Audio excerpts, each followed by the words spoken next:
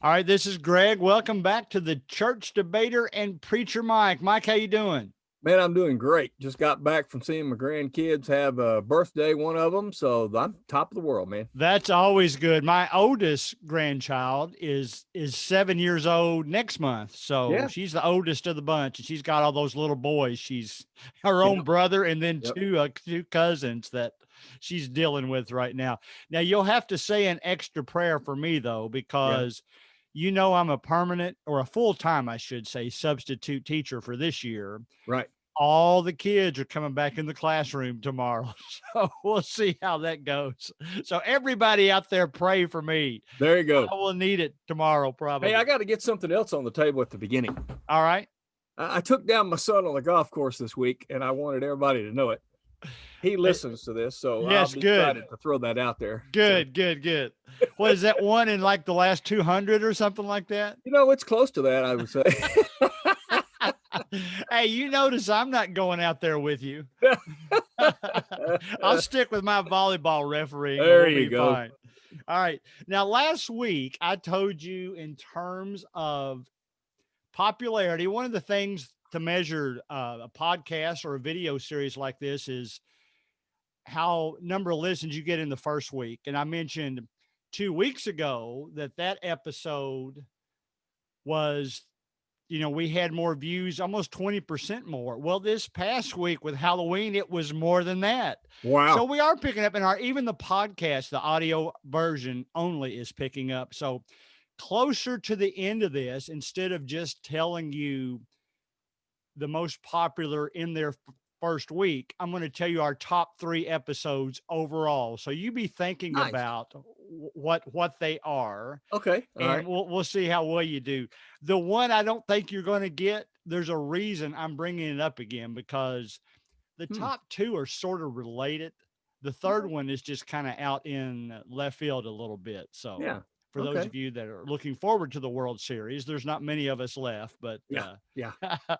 all right. So our questions this week are from Brandon. His first one is it wrong to profit off of Christianity? The major example being Joel Osteen making millions a year from the congregation he established. Is there biblical examples of preachers and ministers being paid for their services? I'll even throw in Christian publications that are for profit. Mm-hmm. So throw all that into a package. And what do you think about those thoughts? Is it wrong to profit off of Christianity? Well, I think that the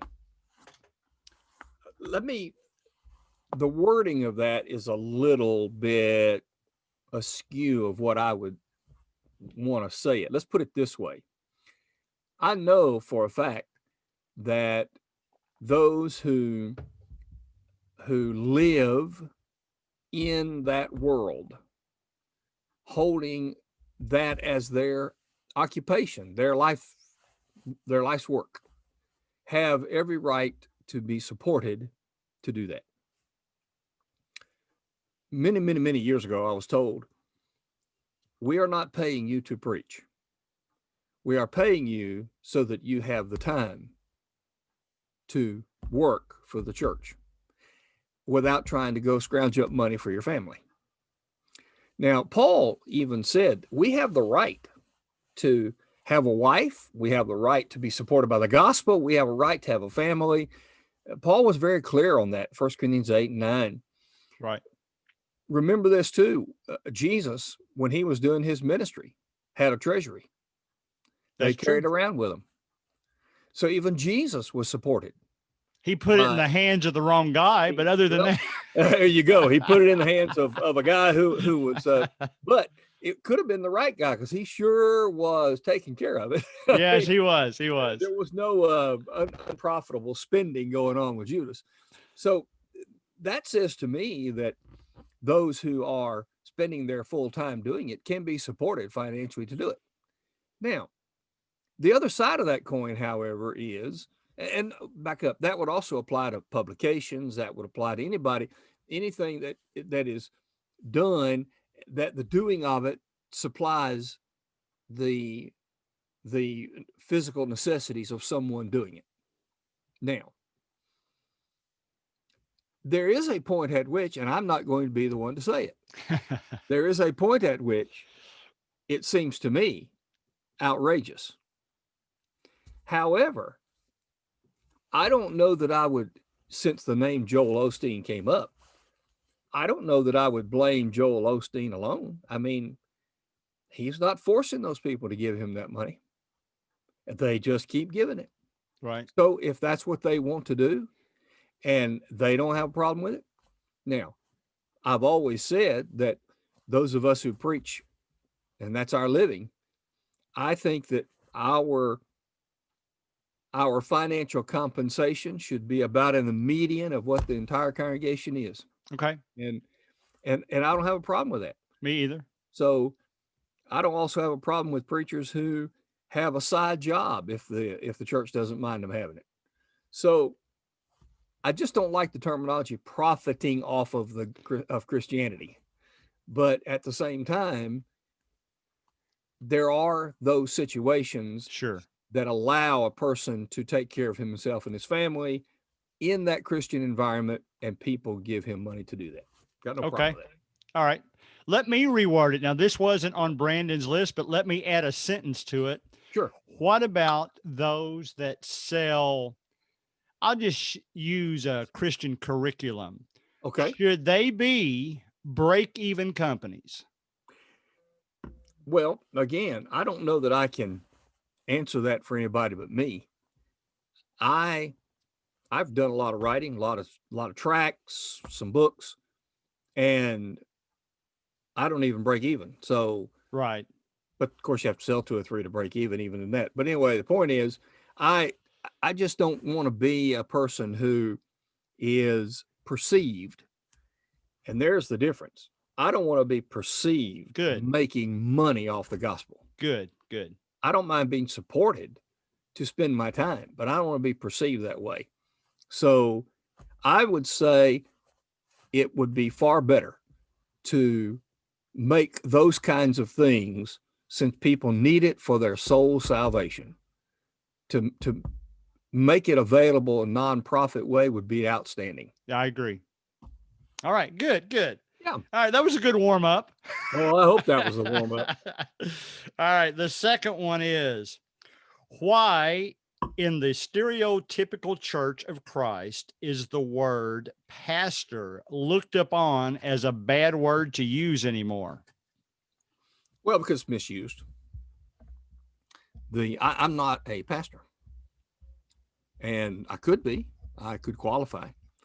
But what people don't understand is the word pastor in the New Testament is always used for a particular group of men who also function as elder, shepherd, bishop, pastor. It's that group of men whom God put in to manage, to shepherd, to oversee, to rule the flock. And the word pastor is one of those words. So, but in the world, the religious world today, pastor has become synonymous with the preacher. How did that happen? I really don't know, honestly.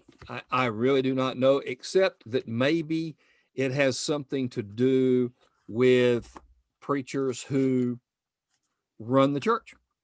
And the concept of pastor in Scripture is a rule, is a control.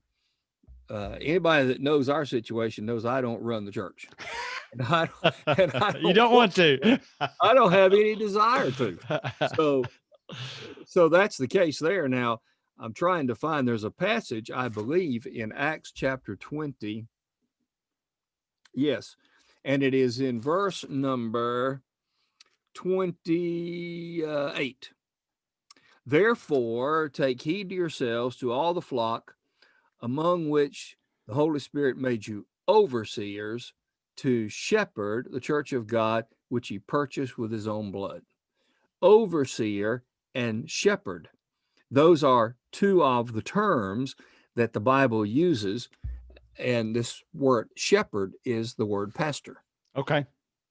So there are qualifications for men to fill that role found in 1 Timothy 3, Titus chapter 1. You have to be a man who has a family with children who are old enough to have accepted and bought into the concept and become Christians themselves. And people ask them to manage the church. Okay. Those are the pastors, and I'm not one. Okay. All right. I'm going to add something to the question. Sure. I know for a fact that there are, I'll just say, preachers that go to the same organization that's on the sign in the front of our building, Mm-hmm. who they have chosen and their elders have chosen to go ahead and call them pastor so that people will know that they're serving the function that they normally expect a pastor to serve.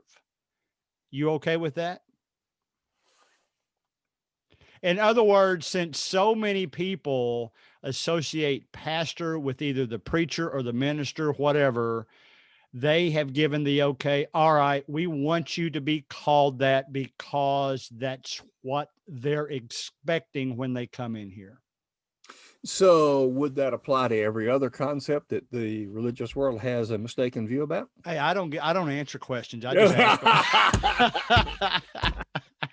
My problem with that is if there is another idea that is used improperly in scripture, do we just give in just because that's what people are accustomed to? And no, and I'll give you one. In a lot of religious groups, the Lord's Supper is called a sacrament. That's not a sacrament. The word sacrament means by doing this, I am made holy. That's what the word sacrament means. Gotcha. The Lord's Supper is something we practice because we are holy. Right. We're God's people. Now, should we then, because the religious world uses that word that way, well, that's what they expect, so let's just call it a sacrament. What about, I don't like the term sanctuary, where we meet, where we assemble. I don't like the term because it makes it appear that the place where we assemble for worship is more special than any other place. It sounds holy. It does. Yeah. So should we just give in and say, because that's what they expect, that's what we're going to do? So no, I totally disagree with that. I think we need to do better and teach better. All right. I'm going to ask one more thing about it Go right because, ahead. I know Brandon well enough. It's almost like we're related. You know what I mean? So I know what you mean. All right. So let me add this to this. Should we be so adamant about when someone outside of our group uses the word pastor? Should we insist right away? Oh, they're not a pastor. Don't you know what the Bible says? Now, I'm being sarcastic, of course, but I have a feeling if we're not careful, we I don't know, not drive people away. That might be too strong, but you know where I'm going with this. I do.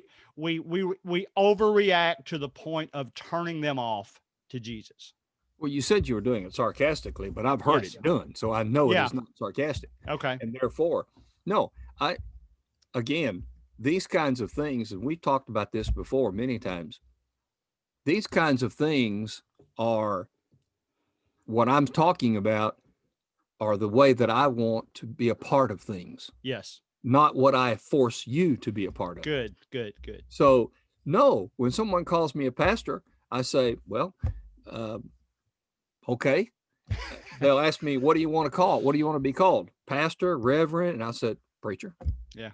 Really? Yeah, that's Yeah. all I want to be. I do like that. I like that you do that. So if they don't want to, if that's how they do, I don't believe in jumping on people over stuff like that. No, I do not. Are there other people in the church shepherding that aren't our shepherds?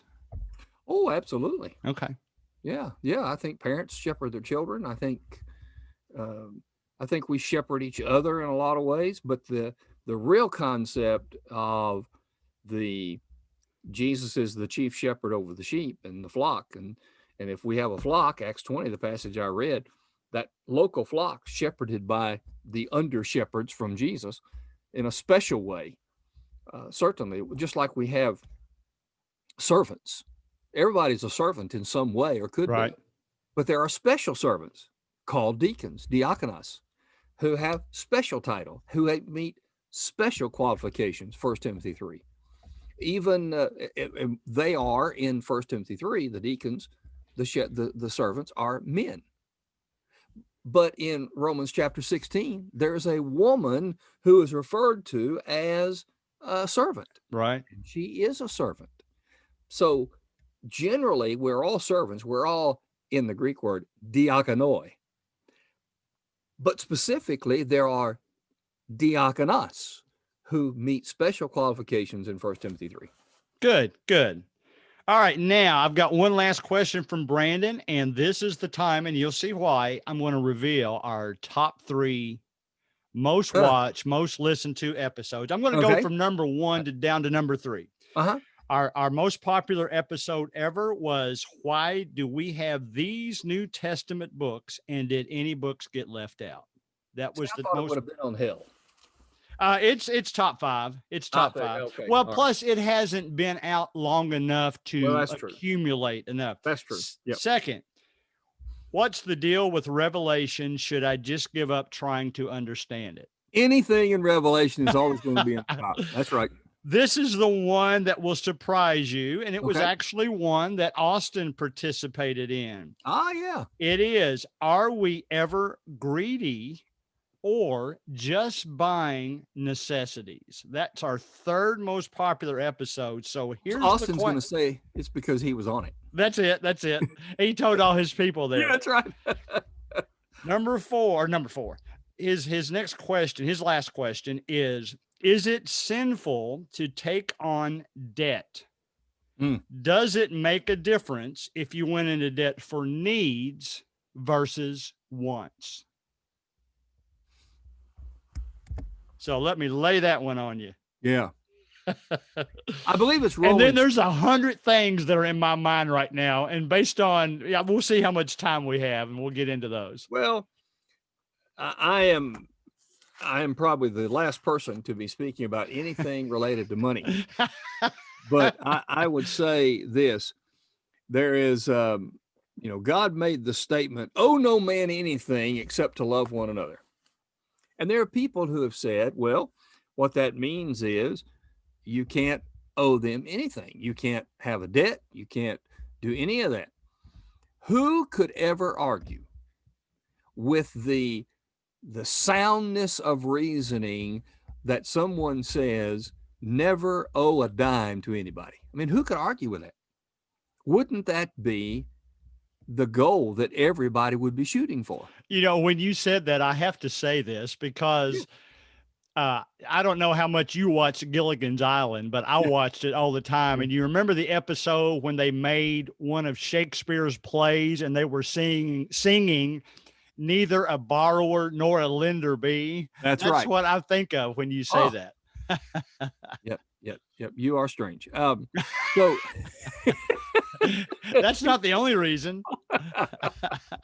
But I think so, to say that not having debt is the way to go, no one could argue with it.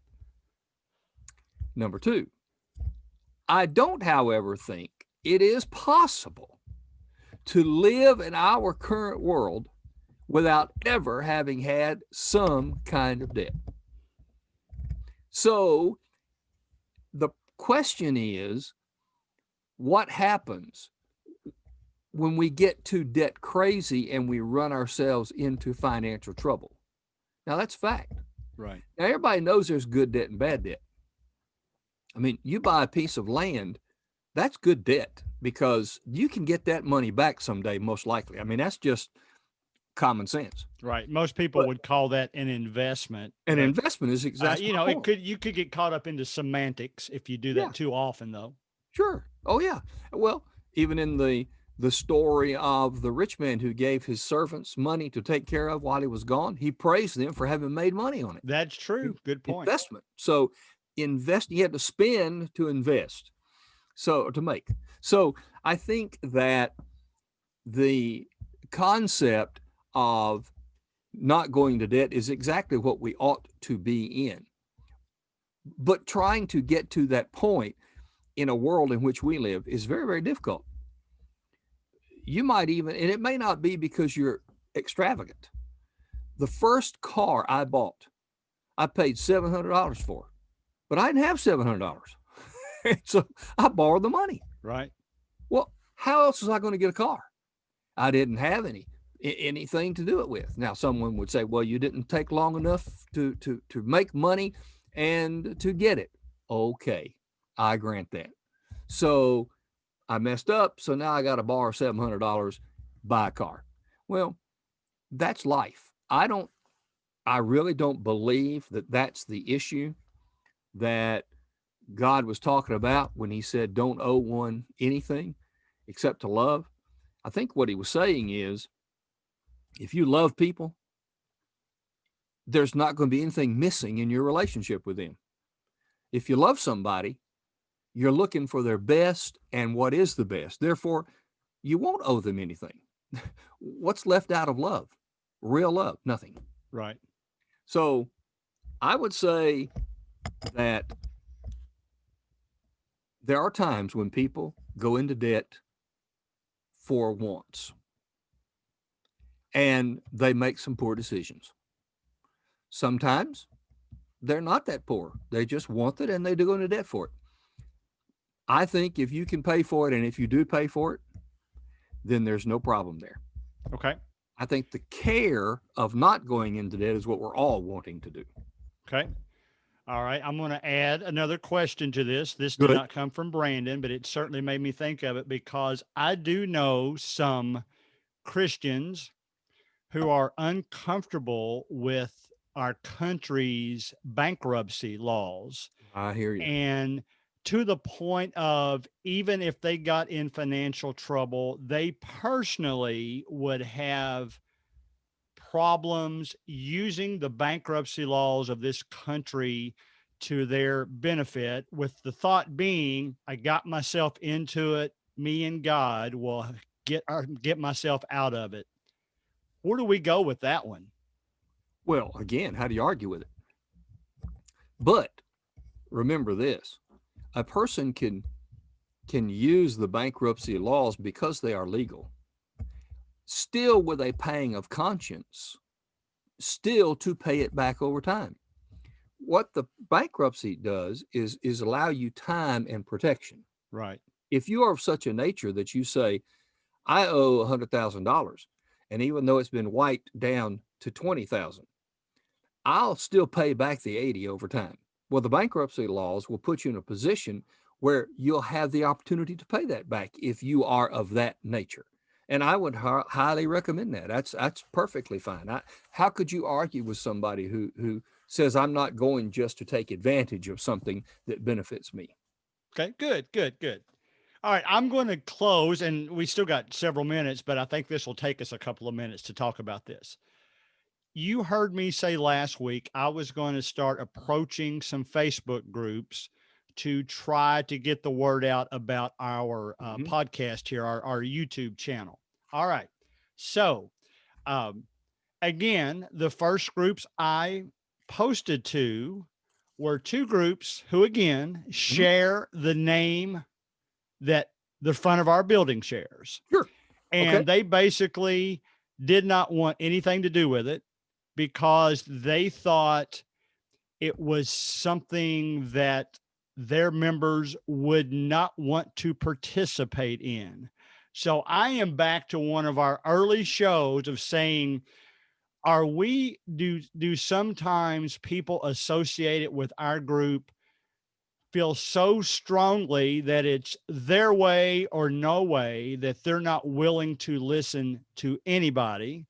And let me say this, I instead posted it to just a religious discussion group, and they couldn't have been happier with it. They were very accepting of it. So, are we losing out on opportunities because we're afraid we'll have to discuss something that we're uncomfortable with? Oh, Yes. and maybe let me throw this in here too. We probably have about, if we want to stay within our free account, we've got about 4 minutes to cover this. But I was also, I was also going to mention uh, taboo topics. Are there some topics that we're uncomfortable discussing from time to time, and we don't hear sermons or classes, either one about those? So throw that all into a neat little package and tie a ribbon around it and see what you can do. Yes. Okay, we're out of here. I mean, that's just simple. We have people who are afraid of that discussion. I would say this. I believe, and I was teaching this to the Christian school where I teach. I was teaching them about this as well. Listen to anybody and listen to everybody. What does it hurt to listen? Good. Furthermore, when you listen, if you don't agree with a single word they say, you know now how they reason, and you can take that logic and that reason and formulate the way you talk with them. That's exactly what I've discovered with this religious discussion group. There you I go. now see where some of I don't agree with them, but I Nope. see how they feel and what drove them there, to be That's honest. exactly right. Right. And I honestly think that people who don't listen are people who are not comfortable with their own faith. Okay. They are comfortable with their stance, but they're not comfortable with their faith. Okay. And I think those are different things. I have always said that, and I keep telling this in public to force myself to do it. I'm going to write a book. And the book says, like a teeter-totter, okay? It's easy to be on either end. It's hard to be in the middle. Right. Right. On either end, one end says, don't think, we'll tell you what to think. Right. Right. Good. The other end says, don't think because it doesn't matter. Right. Whatever you think is fine. It's the middle where you have to consider and meditate and plan and figure out the differences between the things. That's where it's tough to stand. Listen to anybody, listen to everybody, keep what helps, throw out what doesn't. Yes, we are afraid. And one of those times we've been living in for 6 or 7 months. Yes, that's a good point. That's a good point. And that, listening is a good practice, whether you're talking about a church topic, a religious topic, or a sports topic, or a school topic. Exactly right. The ability to listen, and I'm not perfect, but I think I'm better than I used to be. The ability, what'd you say, by the way? I wasn't. No, the ability to listen, the ability to listen will take you a long way. And, it's you can understand people much better that way. You remember, All right. the old statement, God gave us 2 ears and 1 mouth. That's true. That is a perfect way to conclude the show. So there you go. What do you got to close us out, realizing that next week you will be answering a question from Lena? Well, that'll give me a week to deal with that situation before it comes up, and I'll talk to her about that, and I'll make sure that she's nice to me.